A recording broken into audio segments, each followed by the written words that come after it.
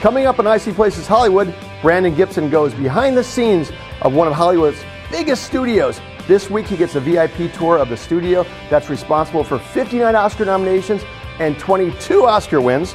I go on a ledge for an instant movie review, and if I make it back alive, I'll speak to Luis Guzman about giant dinosaurs. This is IC Places Hollywood. That's me talking to director Guy Ritchie before our interview. Pretty cool, huh? You know what's really cool? It's how I got here. Like most kids, I found my heroes in the movies. My dad took us to drive-in theater every Friday. It was there that I found the best and the worst that Hollywood had to offer. My first date was in a movie theater. When I grew up and work sucked, you could find me in a matinee recharging my batteries. Then one day I decided to create a website, IC Places, to write about movies. Tech grew and cameras went from this to this, and we started filming the instant movie review. That's when a guardian angel took notice and invited me to stop talking about movies and start talking to the people that make them. And that's how I ended up here in the movie capital of the world. I'm Steve Samblis, and this is my show. Welcome to IC Places Hollywood.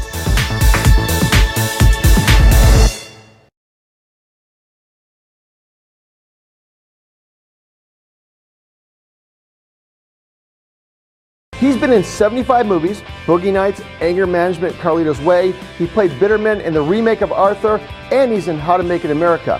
He's in also a new movie, Journey to the Center Earth 2, The Mysterious Island. Coming up, I sit down with Luis Guzman. Check it out. So Louis, we're back in Miami, first of all. Yay. And is it true this is where you got your real start on Miami Vice? Yeah. Miami Vice was my first job ever. Seriously? Seriously. That was the greatest TV show in the history of TV shows, just right about. on. Next to How to Make It in America, right? Thank you. Thank you. It was just You amazing. said the right thing. We could continue. Question number 2 now. Yeah, right on. You know, you're a city kid, and you're living in the country now. Am I right about this? Is that what I Yes, understand? sir. So did this particularly prepare you to get hit in the face with branches and stuff and run through the woods in this movie? I never even thought about it that way. I just thought that growing up on the Lower East Side of New York City and running around, stuff like that, Yeah. I thought that was good enough. But good observation. You know, the other thing, too, is I just got to think when you saw the script and you're reading, like, the notes and telling you what your character is doing. Mm-hmm. It's like, how do you say your character's name? Gabato. The Gabato. So it's like Gabato is running, and you turn like 3 pages later, Gabato is still running. Right. And 3 more pages, now you're covered in poop, and you're running, and now you're on a bee. Is that? Yeah. It was like the most physical thing you ever done, wasn't it? It was pretty physical. Again, you know, you're running through the jungle, you're running into this vast unknown, and getting pooped on and falling into an egg, and you know, I got to look at the upside of it. The upside, okay. All that stuff was good for my skin. And the sand was exfoliating, right? Yes, it was. But was it just me? Or were you kind of the only guy getting pooped on and getting egg juice and sand all over you? I had to represent those people that get pooped on and yoked on. I was the lone representative, and I'm happy to say that I'm here today. I survived it all. My skin looks good, nice. It's shiny. Yeah. Really nice, and yeah. I know you're in a movie, and I know it's always going to be money. If Carlito's Way, traffic, fighting. But, you know, there's dramatic stuff. But then you got, like, Anger Management and Waiting in this hilarious movie. Phil, you have one of those areas that you're best in. Do you like more comedy? Do you like drama? Or where do you think where do you think you are?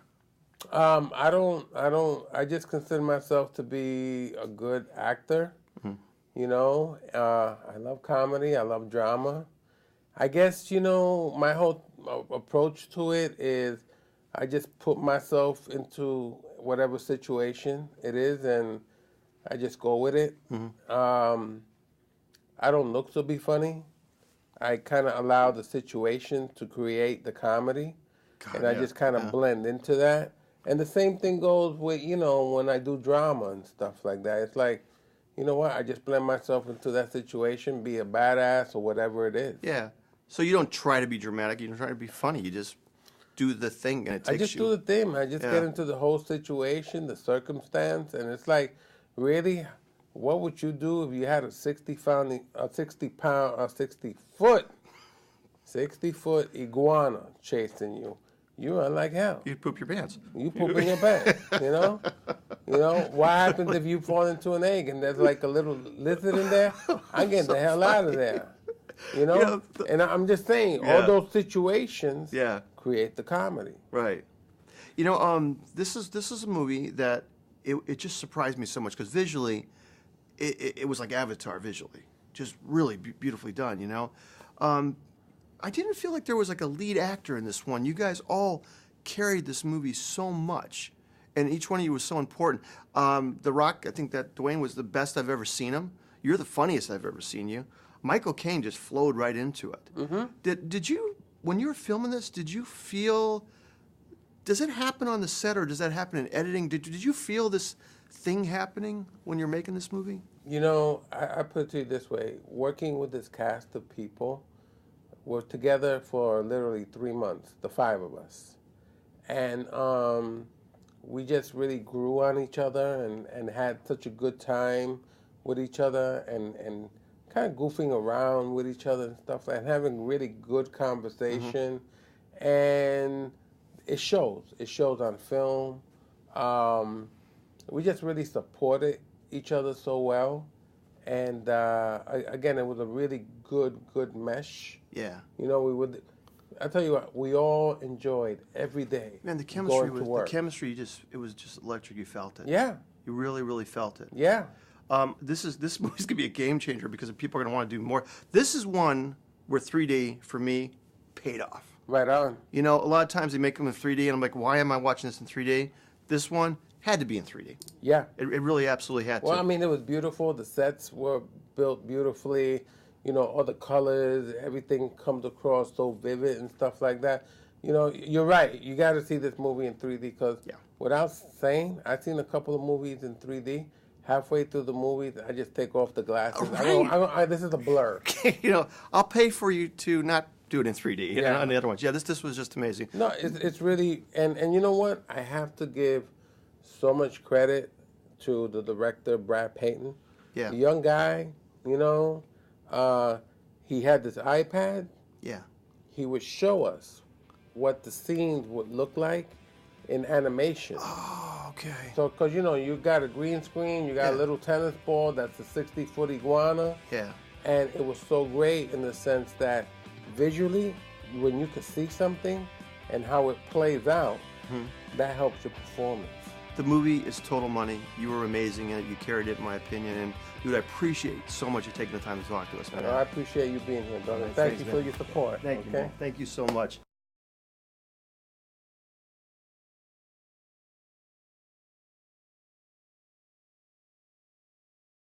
Not to give anything away, guys, but if this movie sucked, you could turn off the volume and just watch Genesis Rodriguez. Coming up, our instant movie review of Man on a Ledge. All right, careful. Careful. I really hate you right now, by the way, just so you know. Okay, so I'm Steve Samblis. And I'm Bradley Damon. And this is our Icy Places instant movie review of Man on a Ledge. Or actually, Men on a Ledge. Men on a Ledge, yeah. Is it surprisingly not windy up here? Did you notice? You know, I noticed a lot of things that were. He ate a sandwich very comfortably on the ledge. Just sat there. There was a lot of very comfortable on the ledge here. So what you think about that? Yeah, this is really high up. We thought for effect we would do this on top of the ledge, and I'm not a height guy. I'm not a big height guy. Actually, I have no problem with it. Look at me. Dude, well, you're very brave, aren't you? Yes, I am. Don't do that. You're scaring me. Oh! So anyhow, mostly top of our head in this particular movie review. All right. Brad, what did you think about the movie? You know what? Really? It was okay. Oh, dude. Okay. It was okay. It was okay. It was fine. It was a good movie. I would prefer to watch it at home on my 73-inch TV. You know, but I got to tell you what, though. If the only reason you watch it, Genesis Rodriguez. I love her. My she God. should be on the big screen. Watch it, Steve. Careful. A little bird. Anyway, she was the best part about the movie. Oh, my. Dude, guys, one of the hottest girls in Hollywood. My God. You're going to see a lot of her. I hope we'll see a lot of her. We saw a lot of her in that movie. Yeah. By the way, let me ask you a question. Was there any reason for her to completely stripped? Careful, you're careful. No, it's okay. Okay. Was there any reason for her to be completely stripped down? Yes, there was. So we could actually enjoy the movie more. A little That's bit more. right. It has You know everything a movie really needs, actually. I mean, it should have been called Man at a Phone Booth, but unfortunately they had to rate. Phone booths are out of season now. And one of my partners, Sean Edwards, interviewed Sam Worthington for the movie, and he was like, careful. Yeah, there's no breeze up here. It's Florida. It's humid and it's not breezy. 21 stories up. There we go.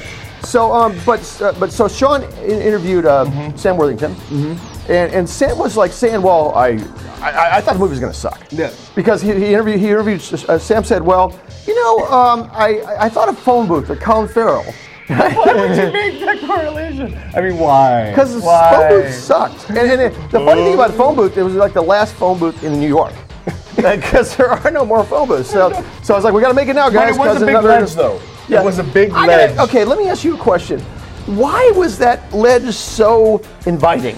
Well, so he could skip. Like this one. I mean, so look at sandwiches off of it, so he could do the can. We could run on that thing. So anyhow, I thought it was a great movie because of Genesis Rodriguez. Yeah, she made it good. Yes. I thought it was okay. I thought it was just your typical kind of like, it was very predictable, if you ask me. I thought it was very predictable. I didn't care. Genesis Rodriguez. That's all that matters about this movie. Nothing else matters, guys. Yeah. And it wasn't, I thought she was the chick from Fast, Furious. It wasn't her. It wasn't her, but she was better looking. She should have been. So we're going to rate the movie. Yeah. We're going to rate the movie, and 1 being kill yourself rather than watch it, and 5, what if 5 being jubilate. Because of Genesis Rodriguez, I'm giving it a 5. Well, I'm going to be more liberal, and I'm going to judge it on the fact that you probably should wait and see it at home. I'm giving it a 3. Even though I give her a 5, I give the movie a 3. She was hot. It was okay. Predictable. Yeah, stay at home. Save your $11. And okay, well, being that I'm editing this, we're going to give it a 5. And we're going to show a trailer. Yay. We're going to show a trailer. Of her? That means I'm Steve Samblis. And I'm Bradley Damon. And we'll see you when we get off the ledge. Yes, we're actually going to go this way. Okay, you ready? Move that way. We're good.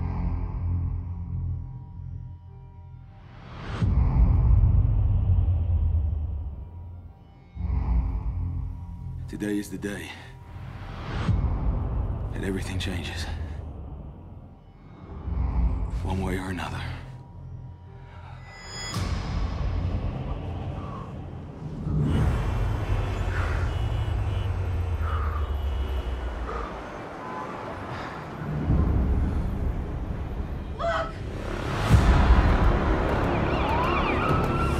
Breaking news, the eyes of the city are riveted. 20 stories up on the man on the ledge. Nick Cassidy, an escaped convict. The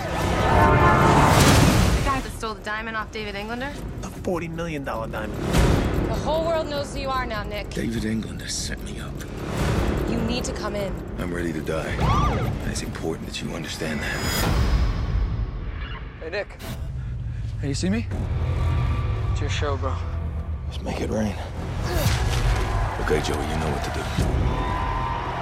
Don't worry. Everyone's looking at me. Nick, we're in. Help me understand what's going on. How far would you go to take down a man that stole everything from you? The plan is to prove that I'm innocent. The Monarch Diamond never left his hands. Nick, we got a problem here. Find them. This is my retrial. Time is running out here, Nick. I need you to believe me. Gentlemen, you are go for takedown. What if he didn't do it? What if he's innocent? He's playing you. This is my negotiation. Nick, we need more time. Don't move! Stay where you are! You want me to trust you? Tell me it's done. I am an innocent man!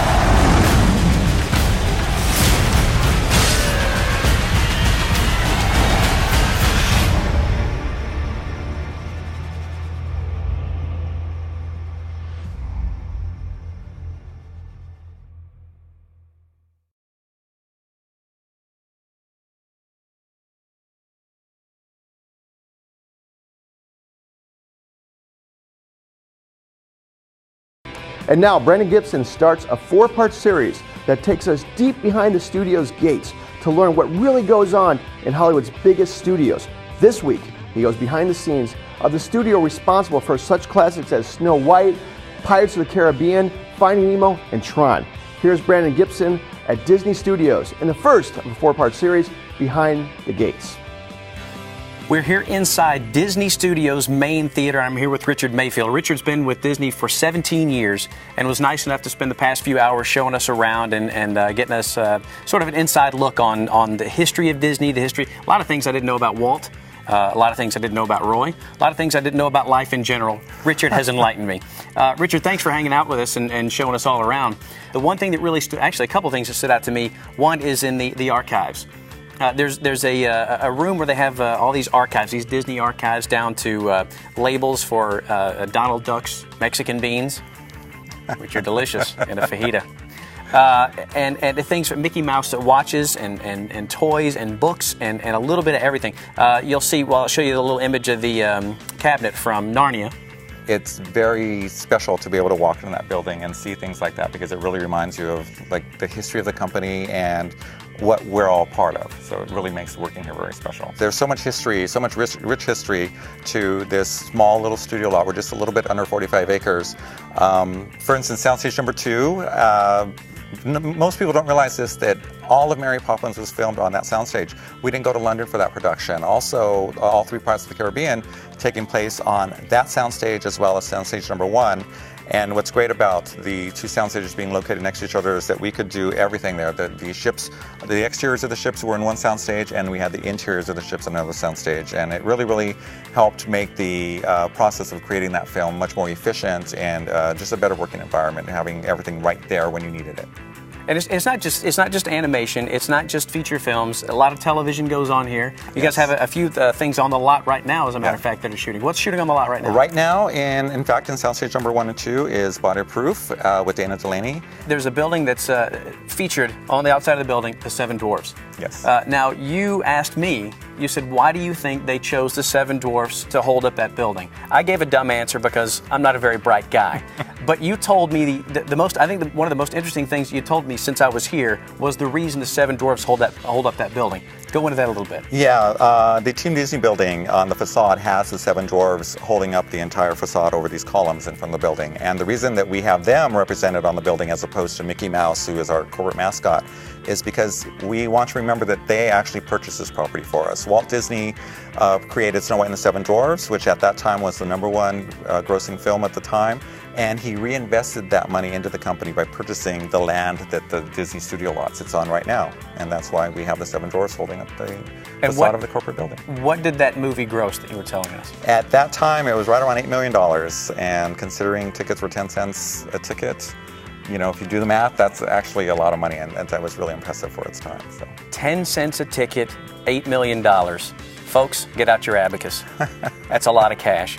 The other cool thing that you showed us, and we'll show you a picture of this, is the multi-level, I forget what you called it, but the camera that shoots on multiplane. Yeah, that's it. The multiplane camera. That's actually one of my favorite things on the studio lot. That earned us our first Academy Award. It's a very special camera. We only have one in existence. It's got a camera mounted at the top, and you basically divide the field into planes, or the field of vision into planes, and each field is worked on independently, and as you animate each slide, you create an artificial illusion of depth. And it was groundbreaking for its time, and that's why we won an Oscar for its creation. Richard, thank you so much for giving us the tour around. It's by the way, you can't just, not anyone can just come into Disney and get a tour. So I thank you for taking the time out and showing us around and teaching us some stuff, because you learn something every day, and if you don't, then you end up like Steve Sambliss. All right, back to you guys.